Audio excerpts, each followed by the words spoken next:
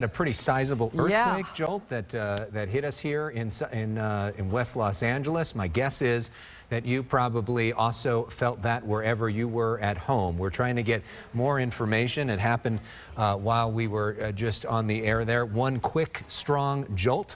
That gives us an indication that it either was probably pretty close to here or a very sizable earthquake. So we are at Olympic and Bundy in West LA, and we can always feel the building shake, but this was probably one of the strongest ones I've ever felt right here at Fox 11. We have these lights overhead too. You heard the whole building shake, so we're wondering where you are, if you felt this as well. We know we have viewers who live way out in different counties as well, wondering how far this was felt, but it was really strong here in West LA. Yeah, certainly. That's certainly the strongest earthquake I felt on the job. Yeah. Let's hope that it was just a quick jolt and no sort of damage or injuries as we are now trying to get information into our newsroom to get a sense of how big that was and where exactly it was centered.